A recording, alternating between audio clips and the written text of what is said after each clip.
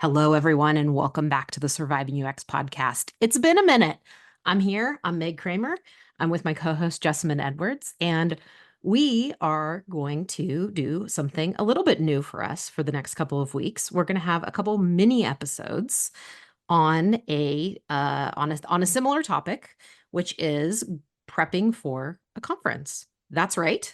Jessamyn and I will be getting together for the first time in person in a very long time at a conference in a couple of weeks, in about 5 weeks. We're going to a conference in Raleigh put on by Triangle UXPA, I think, right? It sounds right. Sounds right. Good, good. Thanks.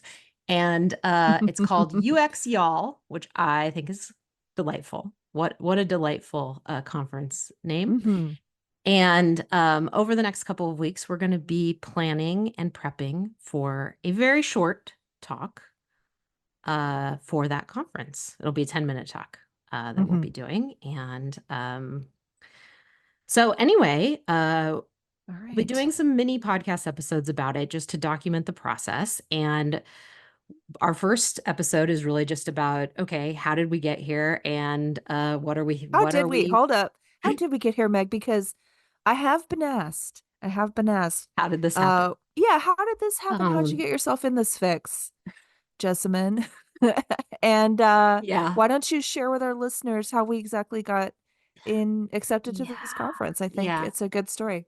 So, I guess if I were totally honest, I have been looking for reasons and opportunities for Jessamyn and I to get together. Aw. And doing it at a professional conference like we almost did last year in Austin for UXPA International seems like the best fit because it seems like we can check a bunch of boxes and we can see each other and we can record podcasts in person and we can do a bunch of professional stuff on the side. And so I was looking for like what could even possibly be feasible. And this one just kind of like walked across my screen as I was just kind of like, you know, doodling around on the internet one night. And so and honestly the barrier to entry, the barrier to apply was relatively easy. And so I thought I'll just put together a few things for a 10-minute talk for the submission, and we'll see what happens. hmm Now, if I was doing this more on the up and up, I probably would have been like, hey, Jasmine, do you want to do this Right, right. before Consent. before applying? However, I didn't. And I will cop to the fact that that was probably not my best move. But I will say that, if on the off chance we did get selected and off on the off chance you didn't want to go, I think I could still make it happen and fulfill my responsibilities of being selected as a speaker. Um, and Hold on, let me or just if ask you you or if you something. couldn't go, Am that's I another buying thing. a Yeah. ticket to this? Am I am I paying a ticket? Did you buy a ticket? No. So that was another thing that I was really impressed by with this conference. We will double check. But one of the things I was impressed by was that they offered to have the speakers attend the conference without the conference admission fee. Oh, And I was really pleased by that because I excellent. haven't really seen that offered quite as much. You're still And paying. yeah, and so it's kind of, I mean, I get it. I understand conferences cost a lot of money, but one of the things that I am interested in about this conference is kind of how it's done, how it's orchestrated, because it is kind of a shorter one. It's not even really a day and a half. It's more like a day and a night. And it is kind of on the lower like there's only two tracks and so it's just kind of like on the whole, it just feels like a lot less of a frenzy and a lot less of a just it's something just that's more manageable and more digestible. Mm. So anyway, the conference price was not all that much to begin with, which is great. But then they had this this compensation, I guess, for speakers. So I thought that was really Mm-hmm. cool. Hmm. And even if they had been like, you get a discount code or something, I think that was still would have kind of piqued my interest. It's just it's a nice gesture. It's nice. It's something nice to do. It kind of makes you feel like you're important, and it doesn't. I don't know how these like invited speakers do their thing, but I'm Like the guessing they don't. keynotes and Yeah, stuff. they don't pay. And so it's kind of nice to feel like, you're at least Rubbing valued in shoulders some with way. the yeah, Well, that it's not that I'm like need to be higher placed than the audience, than like the audience at large, but I do like the idea of like just, some sort of acknowledgement of your time and effort.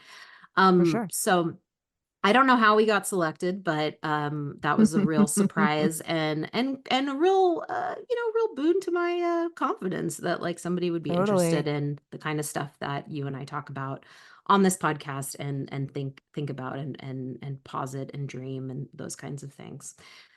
Nice. So that's the story of how we got here. Do you have any other questions, Jessamyn? I could ask you one. Oh, please.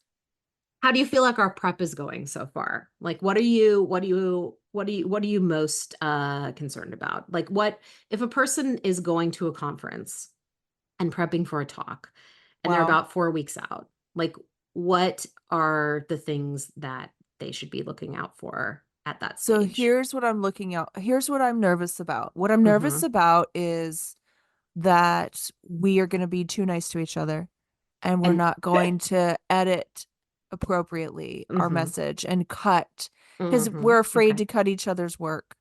Mm-hmm. Mm-hmm. So I think that like I made a slide deck, you made a slide deck, I've got ideas, you've got ideas, and nobody wants to say that has to go. Yeah. That sounds like an us problem. But I would say that I if think that's, somebody, yeah, a problem for me for sure. but I think if other people are prepping their talks or thinking about doing a conference, like that's true, no matter even if you don't have a co-presenter, because you are going to have to cut your stuff because some of it's Yeah. not going to work, some of it's not going to be funny or land or whatever. Some of it's not going to be intelligible to anybody but you and inside of your head. So anyway, I do appreciate that, Justman, because maybe we do need to have some more like cuts. I think having a 10-minute talk though is actually going to help us kind of winnow it down. Yeah. What else are you Afraid of. hot on, yeah, or excited about, Oh, what am I antis excited about? in anticipation about? I mean, I've never been in anything professional in North Carolina before Mm-hmm. because I go up to Northern Virginia for work, and then I've only ever worked in Boston and California other than that. I've never gone south for UX except for the UXPA conference last year in Austin. Mm-hmm. So I think one thing I'm excited about is like going to a place where there's going to be all these other UXers to meet and talk to that hopefully are friendly and cool and that they've got UX careers that they've built right there in North Carolina. Yeah. I think that's kind of cool. I totally agree with you on this. I think that's going to be super interesting. I didn't do a lot of like UX in the Midwest, even though I went to school there. Hmm. And the pockets of things I have had, I thought were quite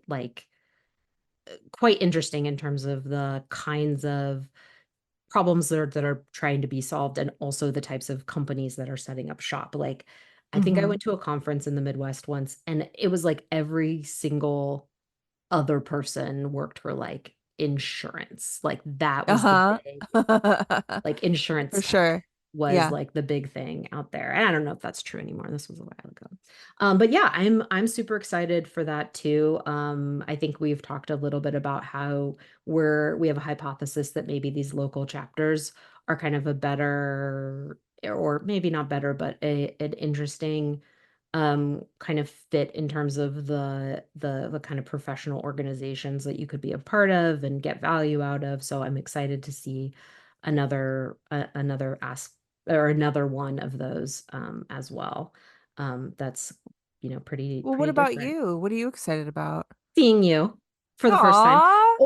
or audience members, listeners out Mm-hmm. there, or we will hang out with each other for the first time in person and we will be like, wait a second, do we really like each Yeah, like our other? friendship's over. Yeah. And we'll be like, friendship over, podcast over. So one of two things I think could happen there. This is the end. Yeah, this is the end. So anyway, well, on that note, we're gonna wrap it up here. So like I said, Jessica and I are gonna work on this talk through for the next couple of weeks. We're gonna work on getting ready to go to this conference. Hopefully both stay healthy enough, family stuff will go well enough that we can actually Mm-hmm. go. But we'll record a short kind of like update as little mini episodes as we go to kind of Mm-hmm. document the process for folks who are interested in learning about to attend a conference and Yeah. what that's like and kind of what all the inside baseball, is there a better word than inside baseball, all the inside baseball parts to it. So we Yeah. will leave you with that, and we should be back in about a week with another installment. So Awesome. all right, Thanks, take Meg. care. See Bye. y'all folks. See y'all next time.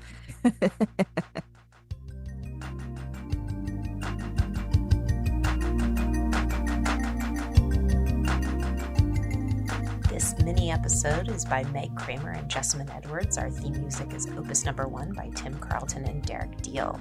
Our mini episode series will run from late August 2024 to about September 20th, 2024.